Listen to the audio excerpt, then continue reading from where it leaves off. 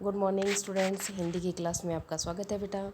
तो कल की क्लास तक हमने सेकंड चैप्टर जो पहले कर लिया था फर्स्ट चैप्टर से, उसके क्वेश्चन आंसर चैप्टर को रीड कर लिया, उसके क्वेश्चन आंसर भी कंप्लीट कर लिए, वो चैप्टर पूरा कंप्लीट हो गया। तो आज हम फर्स्ट चैप्टर स्टार्ट करेंगे। फर्स्ट चैप्टर है दो बैलों की कथा, जो जिसके राइटर हैं प्रेमचंद जी हैं।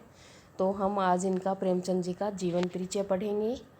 प्रेमचंद जी का जन्म सन 1980 में बनारस के लम्ही गांव में हुआ था। उनका मूल नाम था धनपत राय था। उनका मूल नाम क्या था? धनपत राय। प्रेमचंद जी का बचपन अभावों में बीता, यानी कि उनकी जो फैमिली थी वो गरीब थी। पूरी जीवन व्यतीत करने के लिए सीमित ही साधन थे, फैसिलिटीज़ इतनी नहीं मिली थी उनको। और अब फिर शिक्षा बीए तक ही हो पाई। मतलब उनकी घर की जो कंडीशन है वो सही नहीं थी, इसलिए उनकी शिक्षा बीए तक ही हो पाई थी। उन्होंने शिक्षा विभाग में नौकरी की, परंतु असहयोग आंदोलन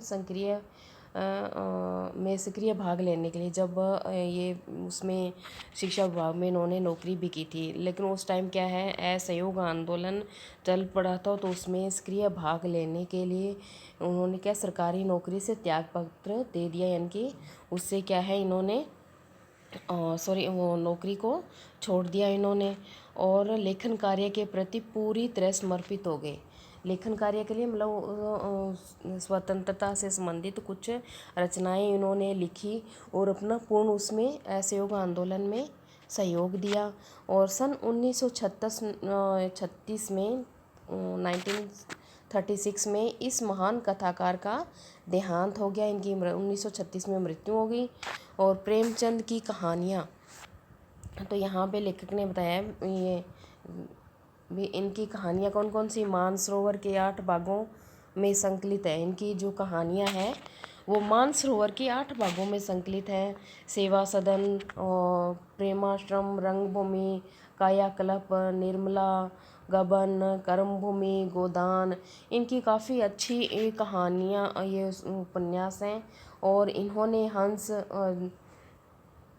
और जागरण, माधुरी आदि पत्रिकाओं का संपादन भी किया। कथा साहित्य के अतिरिक्त प्रेमचंद ने निबंध व अन्य प्रकार का गद्य लेखन भी प्रचुर मात्रा में किया। प्रेमचंद जी साहित्य के सामाजिक परिवर्तन का सशक्त माध्यम मानते थे। मतलब प्रेमचंद जी है साहित्य को क्या, सामाजिक परिवर्तन का, समाज में परिवर्तन अगर लाना चाहते हैं तो साहित्य उसका अच्छा एक सशक्त जटिल माध्यम है। उन्होंने जिस गांव और शहर के परिवेश को देखा और जिया, उसकी अभिव्यक्ति उनके कथा साहित्य में मिलती है। मतलब जिस गांव में पले बड़े, जिस गांव या शहर में वो वहाँ का जो वातावरण था, परिवेश था, वहाँ का माहौल था, उस जैसा उन्होंने वहाँ पे जिया था, उसकी अभिव्यक्ति क्या है उनके साहित्य में देखने को मिलती है। किसानों और मजदूरों की दयनीय स्थिति, दलितों का शोषण, तो उनकी साहित्य में क्या मिलता है, जो किसानों और मजदूरों की जो दयनीय स्थिति है, दलितों का शोषण है, गरीब वर्ग का, समाज में स्त्री की दुर्दशा और स्वाधीनता आंदोलन आदि उनकी रचनाओं के मूल विषय हैं। और इन्हीं विषयों के तहत उन्होंने रचनाएं की थी।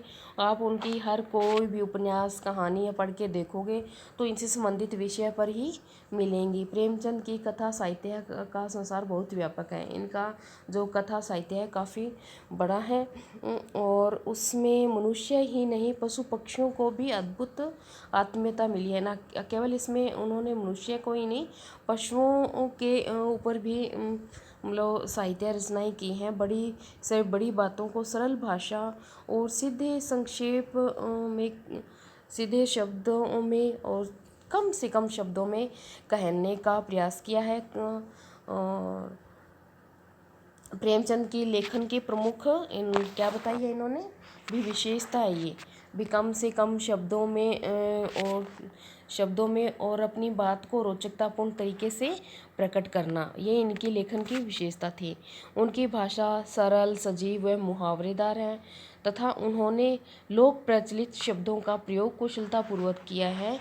जो आम बोलचाल के जो शब्द होते हैं उनका भी इन्होंने अपने साहित्य में, कथा में इनका प्रयोग बड़ी कुशलता से, चतुराई से किया है। तो अब ये चैप्टर से संबंधित हम कुछ पढ़ लेते हैं। जैसे दो बैलों की कथा, नाम से ही प्रतीत हो रहा है भी ये दो बैलों के बारे में संबंधित कोई कथा है। और इसके माध्यम से प्रेमचंद जी ने कृषक समाज और पशुओं के भावात्मक संबंध का, यानी कि किसानों का किसानों का अपने बैलों के प्रति जो भावात्मक संबंध होता है, या बैलों का अपने मालिक के प्रति जो भावात्मक संबंध है, उसका वर्णन किया है। और इस कहानी में उन्होंने यह बताया है कि स्वतंत्रता सहज नहीं मिलती, यानी कि इसके लिए बहुत प्रयास करने पड़ते हैं, उसके लिए बार बार संघर्ष करना पड़ता है। इस प्रकार परोक्ष रूप से यह कहानी आज़ादी के आंदोलन की भावना से जुड़ी, यानी कि प्रत्यक्ष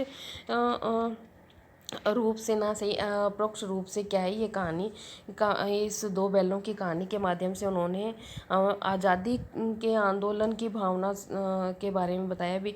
जो मनुष्य समाज है वो जो परतंत्र था, गुलाम था, तो उन्हें किस प्रकार के जो शोषण से गुजरना पड़ा, उन पे क्या क्या अत्याचार हुए, और उन्हें जो आज़ादी है वो के लिए कितना संघर्ष करना पड़ा, कैसे उन्हें आज़ादी मिली, ये जो है दो बैलों की कथा के माध्यम से कवि ने बताया है।